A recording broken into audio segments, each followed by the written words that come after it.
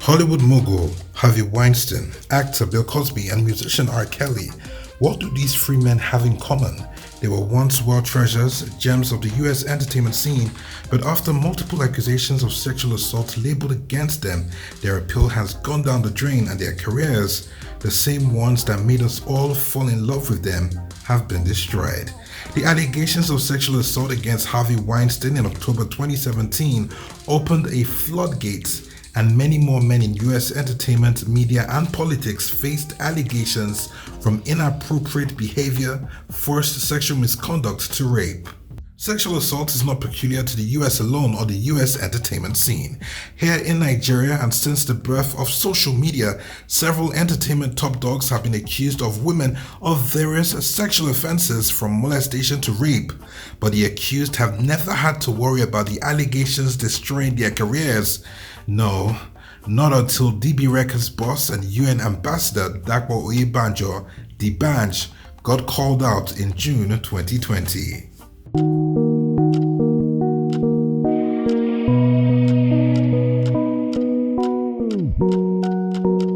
For an artist that women once agreed was the sexiest male celebrity, the same artist who had trended online in 2017 after he paused his performance at FinoFest to rescue a woman that was being molested. Stop it! What nonsense! What one is that? Thank you, security. Parties like that. Bring her!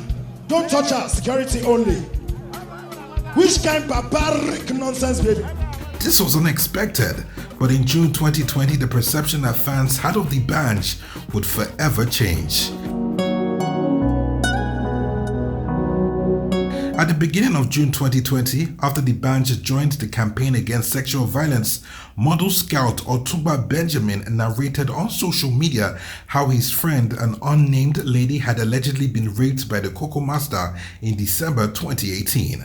According to him, she had been invited to an all-white party by D'banj's manager at the time, Franklin, and on spotting her, D'banj made advances through other people, even offering the sum of 200,000 naira to sleep with her, all of which the lady turned down. He continues by alleging that D'banj snuck into her hotel room after the event and raped her. The lady, who turned out to be named Miss Sheiton Babatayo, corroborated the accusation against D'banj in a series of tweets the next day, adding how after falling asleep naked in her hotel room between 5 and 6 a.m., she had opened her eyes to see D'banj in her room and how he had threatened to send her out of the hotel naked if she had shouted. She also explained how a friend of D'banj, who was disappointed in the Ejala's actions, gave her $100 for medication and begged her to keep quiet, promising that D'banj would call her to apologize. Now, when the story first went viral, the majority of followers were optimistic that D'banj couldn't have committed such an atrocious act, and their beliefs were strengthened by the management of Glee Hotel, where the alleged incident had happened. Through their Instagram page, Glee Hotel wrote that they never got any complaints then or at any time afterward regarding any form of abuse and would never condone any form of abuse, particularly to a lady, at their premises. They also wrote that the front office never gave D'banj a guest room key, but then went on to suggest that the accuser checks with the person that paid for the room, as he or she would have had access to 2 keys. On the 6th of June 2020, Sheiton, through her lawyers, wrote D'banj demanding a public apology from the music star. He was given 7 days from the receipt of the letter to respond.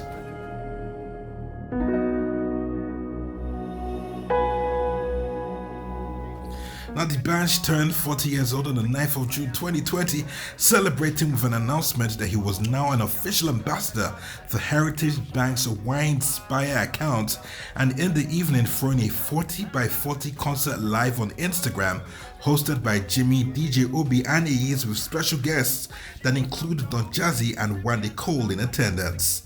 On the 16th of June 2020, a week after his birthday and days after Sheiton's lawyers had reportedly petitioned Heritage Bank for making D'banj an ambassador, D'banj for the first time on social media addressed the rape allegations leveled against him, describing them as false, lies from the pits of hell, ludicrous and a slap to his marriage, his beautiful wife, his entire family, and those who believe in him. He also noted how the case had been handed over to his legal team with a letter dated 15th June 2020 from his lawyer to Shaitan's lawyers attached. In the letter, the allegations are referred to as grossly false, malicious, mendacious, concocted, and totally without foundation or any scintilla of truth, with the band said to have denied even meeting Shaitan on the said date or any other date. It was also questioned why at the time Shaitan did not report the incident to the police or the Glee Hotel management, describing her stance as cheap blackmail and a gold-digging venture to prey on a celebrity. The letter also demands that Shaitan make an outright apology and pay the band 100 million naira in compensation. She was given 48 hours to do both. Unfortunately for the band, it was the actions reportedly taken by his team afterwards that turned the world against him.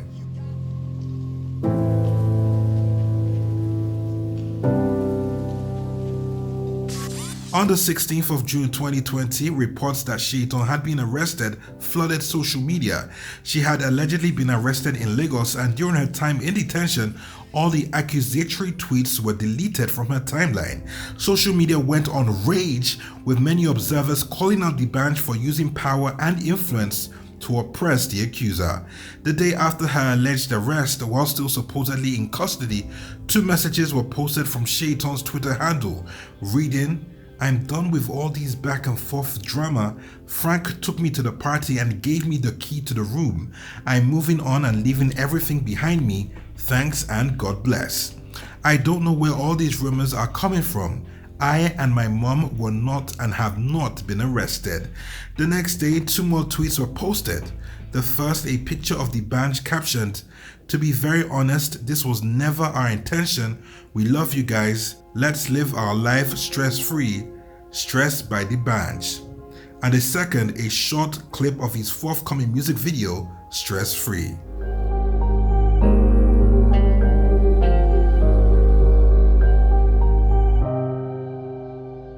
Followers of the story were livid. People were not having it.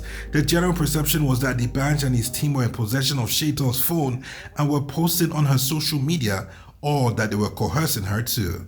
Some other celebrities spoke out, either staying on the fence or taking Shaitan's side, but mostly condemning the action of getting her arrested. Reports that the band's deal with Heritage Bank had been suspended went viral, and an online petition to remove the band as a UN ambassador began. At noon on the 24th of June 2020, 21,950 people had signed the petition. The band was losing the battle, and Mobile Lawan was all but a dream for Bangali in this scenario.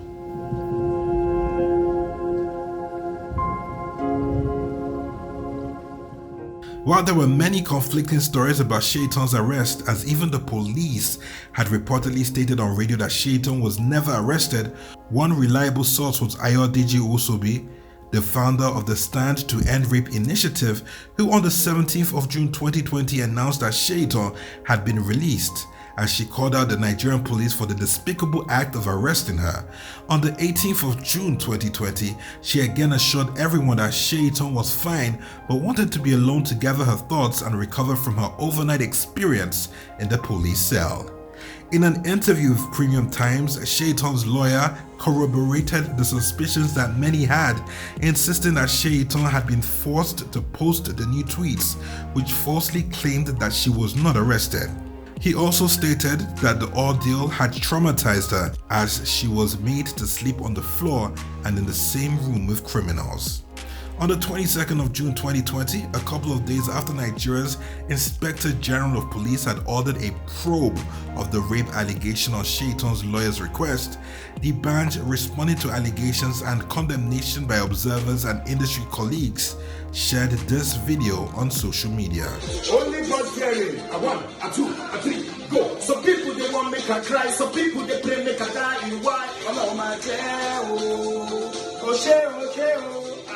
Some people they play make her slow, some people no want make her grow. Oh no, oh my help me sing it out loud. Oh my,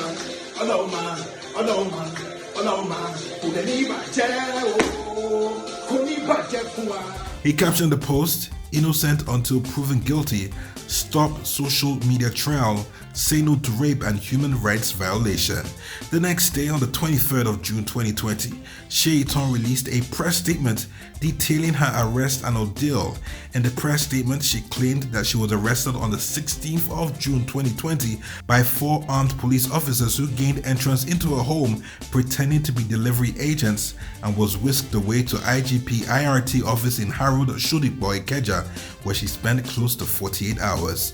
She was released on the 17th of June 2020 after being made to sign a gag order by the police and the Banj team, and could only post on social media what had been approved by the Banj team. She spent the night of her release in an undisclosed location of the Banj team's choosing.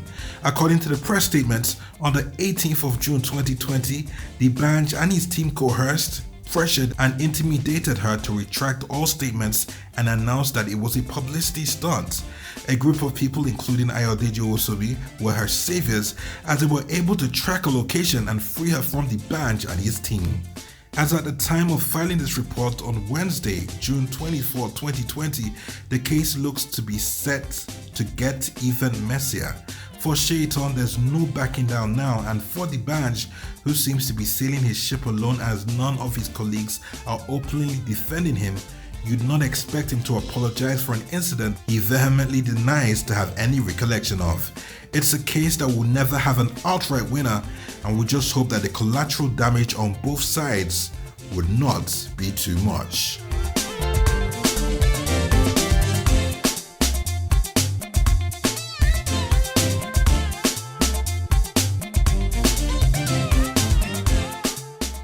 We sure hope you enjoyed this video. For more entertaining video content such as behind the scenes of music videos and movies, music concerts, premieres, interviews, and exclusive gists, subscribe now to our YouTube channel Goldmynetv and be unleashed into a world of super excitement.